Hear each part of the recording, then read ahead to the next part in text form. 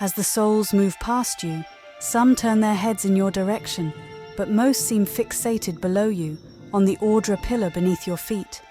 A few nod their heads in thanks or raise a hand to acknowledge your presence. You're doing it again. That look, like you couldn't beat a Hollowborn in a personality contest. Adair passes his hands back and forth across your eyes.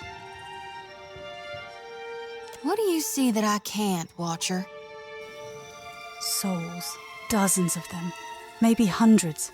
They're all going to the Ordra pillar. All of them? Really? She strokes the cage of her lantern, appearing lost in thought. A small group of souls has started to cluster around you. One of them is standing a bit closer than the others and gestures for your attention. Watcher, we'd like to come with you. Why don't you just go to the Ordra pillar? We would, and we appreciate that you showed us the way, but what if the Audra goes dark again before we reach the Beyond? Very well, follow me. Can I harvest the souls now? Aloth flashes a quick, pleased glance. Yes, of course. Thank you for aiding my mission, Watcher. I just knew you'd help me if I followed you. Zoti glides her hands in a series of motions that resemble a martial art or intricate dance. As she slides a circle around the area, she begins swinging her lantern faster and farther from her body until an ephemeral light flares from inside. The lure is answered, and several souls change course, drifting past the lantern's cage to disappear. Thank you, Watcher.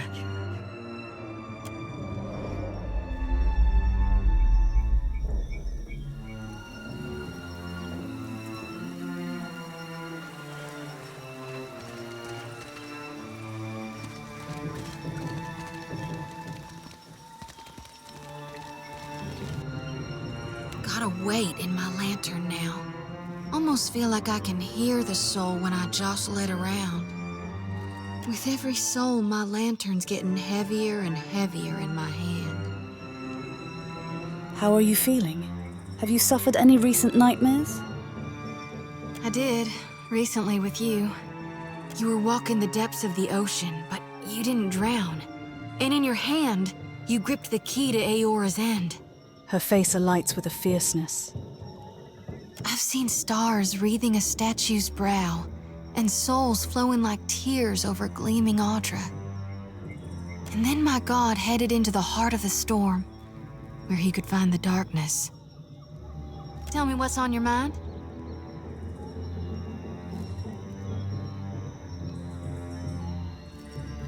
How is it you came to be a worshipper of Gorn more so than Eothas? My folks, you might say they're not your typical Aethasians. Sure, they cling to the light more than the darkness. Adair gives a nod and a wink. But the war, it touched my family. And it changed them. Killed some. Not that I remember firsthand. The others toughened, turned survivors. That much I saw with my own eyes, even years later.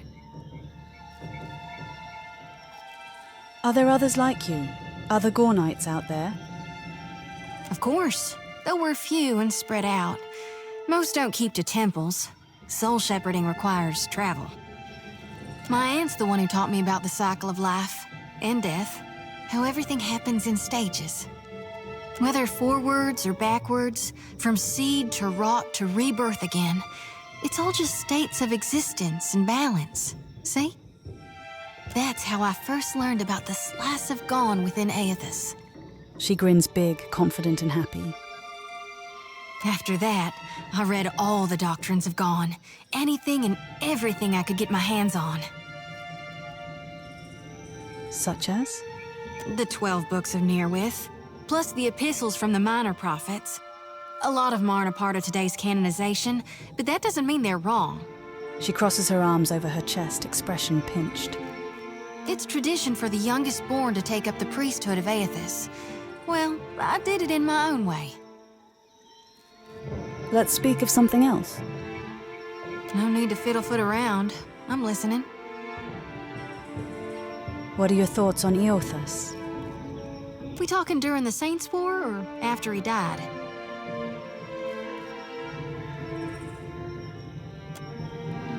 Tell me about him leading up to and during the Saints' War. I really only know what my folks taught me. She scratches the back of her head, hesitant. Eothas embodied Saint Widwin, but during the war, he got blown to bits. That's the thing about human bodies. Eventually, they all gotta die. As the god of rebirth, of course, Eothas would be coming back. But where I differ from my family's view, and my High Priestess's view, is that I've studied the apotheosis of Gone. And I know all about the backside, the downward swoop, the death part of the cycle of life. Abscission, rot, regrowth. What's gone can never be again. What comes back is changed. Always. Even if what comes back is a god. What's your take on Eothas following the Saints' War? Then you mean gone. Sure, maybe my god still answers to Eothas as well. Why not? But Eothas died, and death requires change. He ain't what he was. Not in exactly the same way. That's why I think his other aspect, his darkness in the light, is what's burning brighter in him now. No need to fiddlefoot around. I'm listening. Should you be swearing so much as a priestess? Reckon not. She grins wide and confident.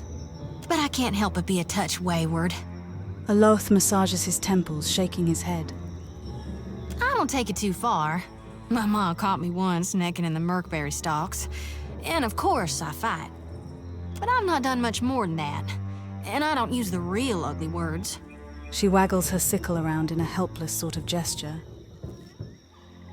Sometimes the feelings, they just come tumbling right out of me. Gods darn it. Adair seems pleased. That's all for now. It's time I got about searching for lost souls.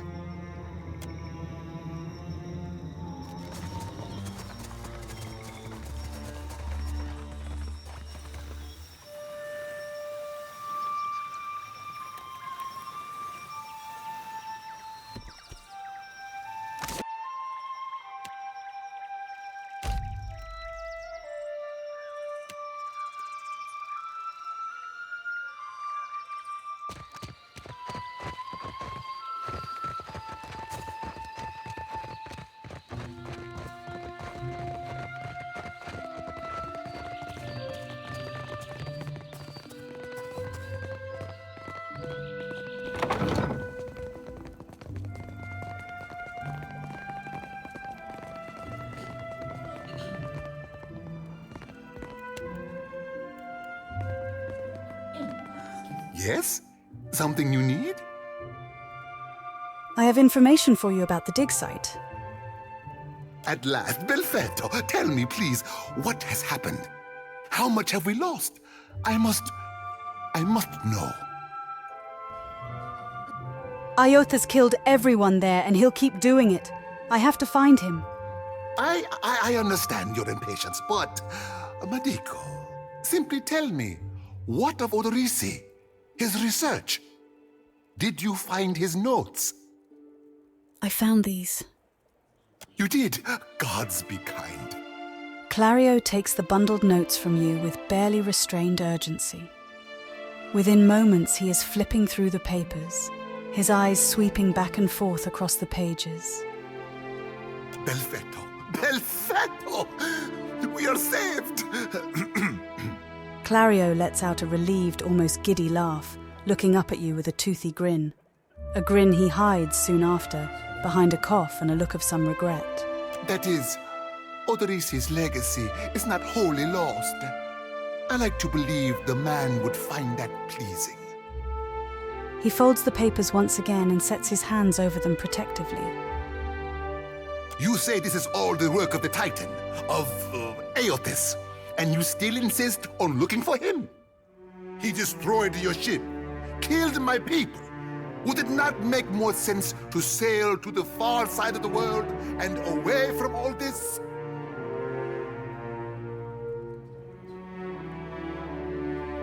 I do not turn from my duty. No, that much has been made very plain to me. So be it. Aloth hums approvingly. Clario, I need your help. Iotas is looking for Ordra pillars like the one in the arena. It would explain why the giant went for the dig site, rather than attack us in the town, wouldn't it? Clario sets a hand to his stomach. With the other, he pulls a handkerchief from his pocket to mop at his brow. Merla. He will ravage every outpost in the Deadfire. That Adra is why we are here, why everyone is here in truth. The Valiant Trading Company, the Royal Deadfire Company, countless mercenaries. You'll want to go to Nekataka. Queen Onekaza II rules there at the Kahanga Palace. Anyone seeking to do business in the Deadfire Archipelago must negotiate with her first. The Queen knows every Adra vein of worth in the Deadfire. I'm certain she can help you. That is, if she agrees to see you at all. Is that unlikely? Nekataka harbors many foreigners, but they count upon a small army of diplomats and emissaries to buy passage with words or coin. You have no one but yourself. I'll send a letter. If nothing else, you can begin on better footing. Then that's where I'm going next. And for that, you need your ship. I'll arrange it with Ikawa. Between the two of us, I'm certain we can gather the workers we need. Head down to the beach once you are ready to depart. Thank you for the help. Pompiaco, it is only right, after all you have done for me.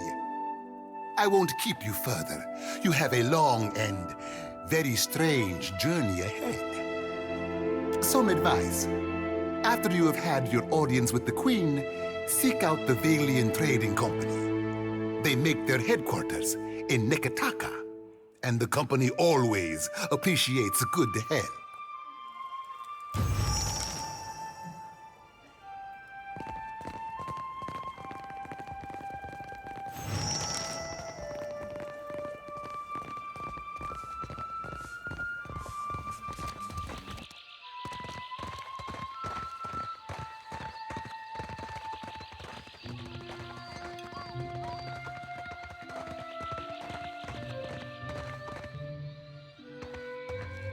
Shouty, blessed child, you returned to the flock.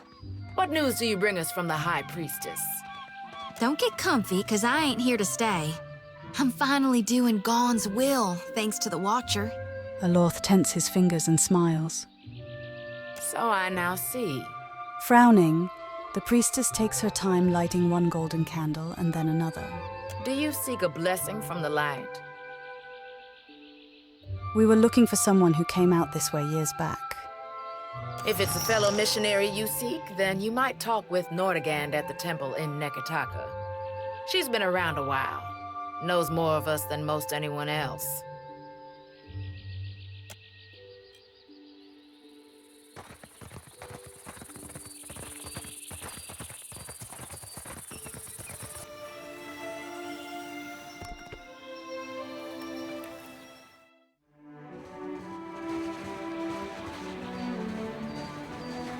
Good, you are here.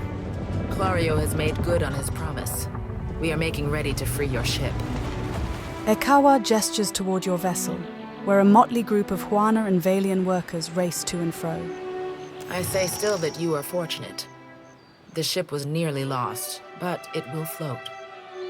For how long, I cannot say.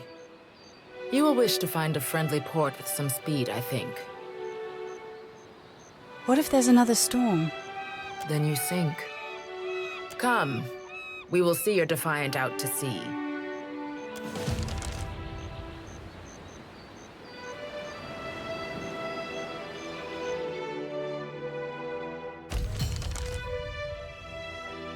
We should address the matter of our ship's resources before we get underway. It saddens me to inform you that we lost several crew and most of our provisions during the storm. However, Port Margé appears to be well supplied, and I expect the recent disaster has left several sailors in want of a ship. I suggest we contract for additional supplies and crew before we return to open water, or our voyage may indeed be a short one.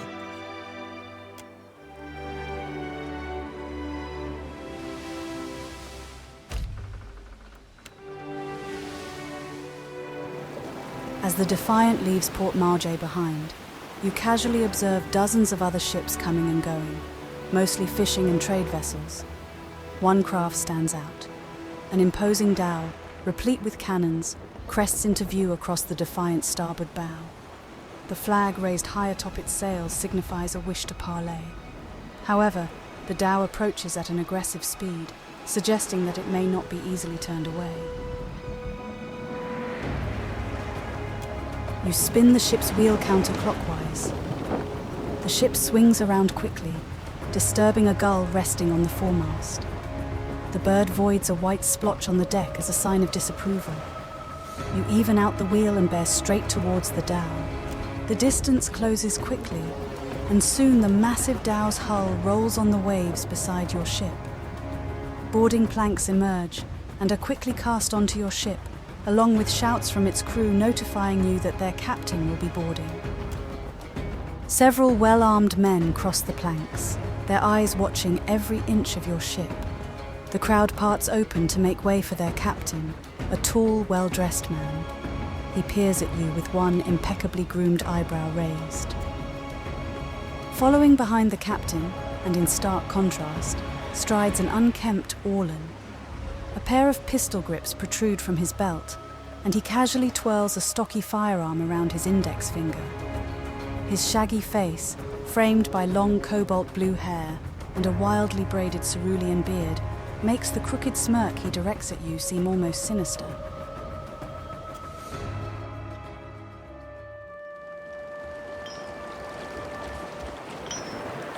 Ador Waterocadno. On behalf of the Principes and Patrina, I must request we meet in parley. The broad-shouldered captain up-tilts his chin in greeting. When he smiles, his left cheek divots a shallow dimple. You couldn't have asked before you boarded my ship uninvited?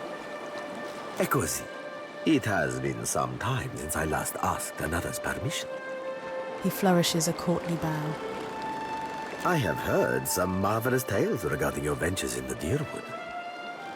In fact, you are the first dragon slayer I have ever met, outside of a grave. Some fools would seek to make a fortune by pilfering from one such as you. He's done his research. Might as well hear him out. Under the captain's words, you hear faint but insistent buzzing. It blooms, overwhelming Ferrante's voice, drowning out all else around you. No one else seems to notice. A vision. Thunder cracks between your ears, and you glimpse a different sun-shod sea behind your eyes. The visions streak across your mind's eye, fleeting and incoherent. An elf, dark-haired and battle-scarred, stepping across the gulf between vessels. She shakes Ferrante's hand, and warmth spills through you. Excitement, pride, respect. The imagery melts like candle wax into a lamp-lit galley swamped with the scent of unwatered rum and sweet fruit, with sailors and their songs and sweat. The scene billows away, ice cold and clawing, replaced with the crew on deck, solemn and staring as Ferrante grasps one of their own by the throat. No, not one of their own. No more. You don't steal from family and stay family. Tears and mucus mar the man's features as Ferrante reads the man his last rites. Thief or no, they'll consign him to Ondra as tradition dictates. The vision passes, leaving you blinking on the deck of the Defiant, looking into Ferrante's face. He raises an eyebrow. I believe you have met such a fool. Captain Benweth of the Drake. Despite the gravity of his words, he smiles grandly, and the dimple cuts deeper into his left cheek.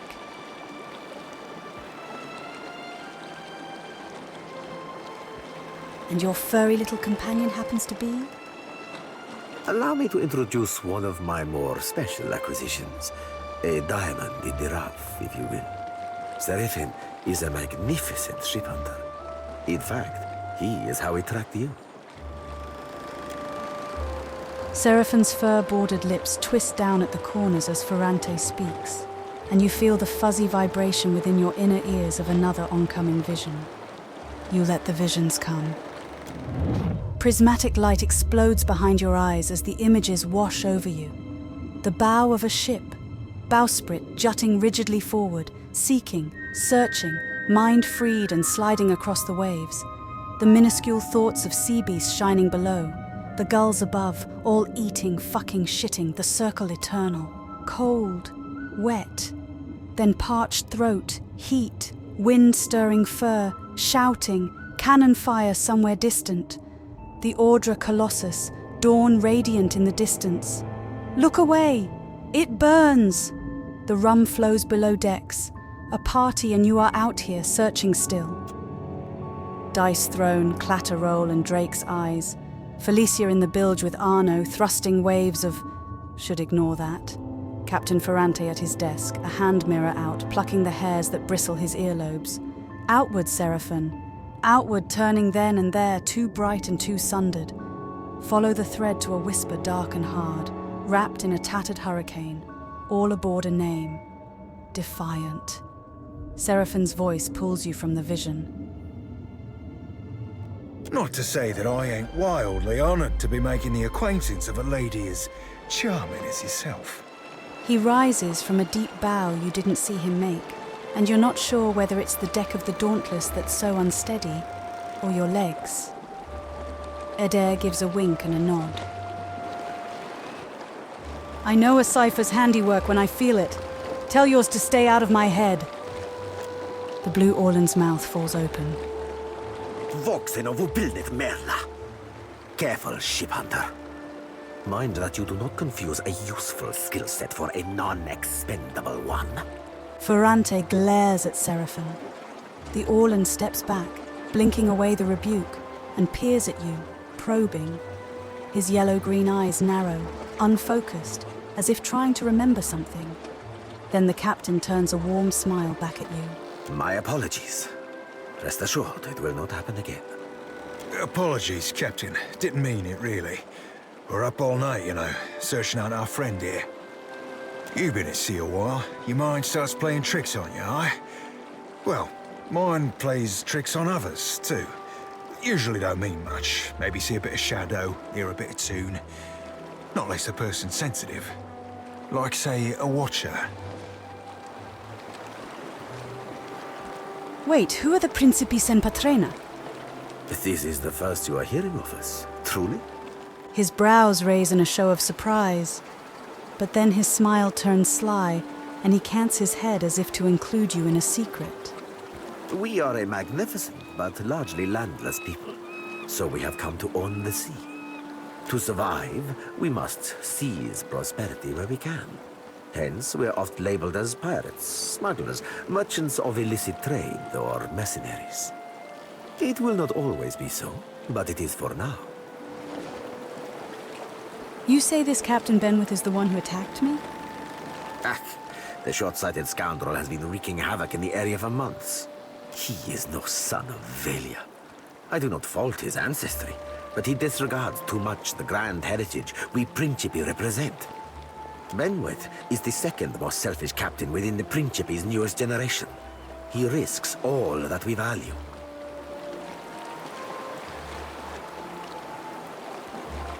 If Benwith's the second most selfish captain, who's the first? He pinches at his lip, eyes narrowing thoughtfully, but you can see that he's biting back a mischievous grin. Perhaps I have said too much. This is a problem solely of my own, for now. The Principi's heritage is Old Valian. We are descended from refugees who fled during Old Valia's decline. They sailed the eastern reach to the Deadfire. But they did not settle the islands. Today, even, our shipboard life continues. Why accept non-Valians into the Principe if they're going to cause problems? Few pirates retire comfortably, Emika. We sink and we hang or we burn. We must replace our losses, accepting from many regions, including the Deadfire. If Benwith is one of your own, shouldn't you take responsibility for his actions? Benwith is no captain of mine, Emika. It is not beneath my flag his drake sails. Yet I do seek to temper his actions when they would endanger the Principe altogether.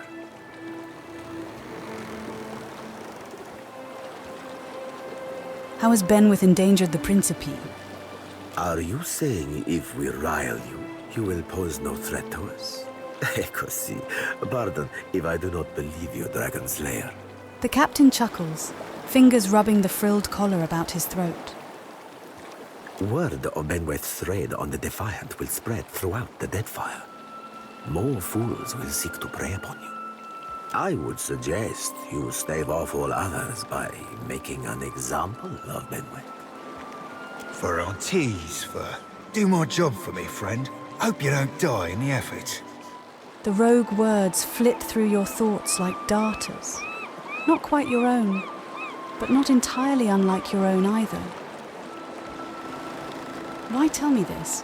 Why would you want to help me? I will be honest with you, Emika. He sighs heavily. I do not favor Benweth, nor do I care for the company he keeps.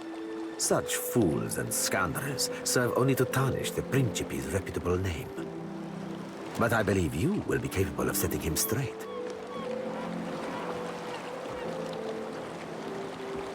You're not a scoundrel, like Benwith and the company he keeps? The captain spreads his hands, palms up in a disarming gesture. I am a gentleman, of course, and I am certainly not a fool.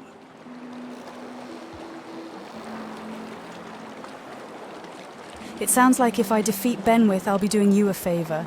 I want a boon for it. The good humor wipes from his face. Of course, Emika. Work with me, and I will weight your pockets with gold. When you have dealt with my problem, I will prepare a fine welcome for you at my port. Now, a tip for you. His smile returns twofold and he nods amicably. Benweth's drake took damage during the storm. Eventually, he will need to dock for repairs, and when he does, Seraphin can find him for you. Ferrante flourishes a hand toward the Orlan at his side. He is rather an unrefined creature, but he is a most skilled ship hunter, I assure you. Unrefined? Begging your pardon, Captain, but I'd be the fucking model of the Gentleman of Fortune. As for Benwith, that sucker of squid tits be as predictable as the tide. I'd wager all my furriest bits that he'd set sail for Deadlight. That would be felicitous indeed, as I believe the traitor Remaro hides there as well. I quite enjoy killing two men with a single bullet. Wouldn't have even thought of it if you hadn't brought it up, sir. You feel a surge of anger that's not your own. Seraphin spins towards you and bows again. Now, I ain't hardly in any hurry to leave the fine company of the Gentlemen of Leisure, but the captain be right about me finding your mark. Adding to that, you sail into Fort Deadlight not knowing your innies from your outies, you might very well find the locals cannon fucking your boat to sodden splinters. He grins broadly. Why loan me your best ship hunter? What venture does not require an investment to be prosperous? Seraphin is an allowance, which I expect you will return, in one payment or another.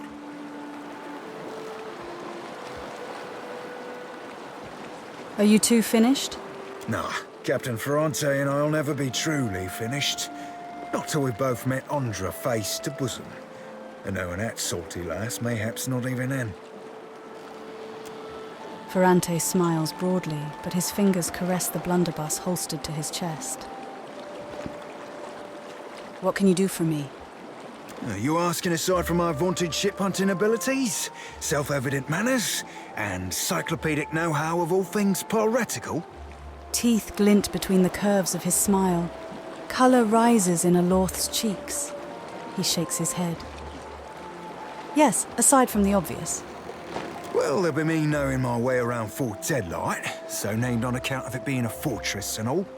I got my contacts inside, and I'll be half handy with a gun if shit goes belly up.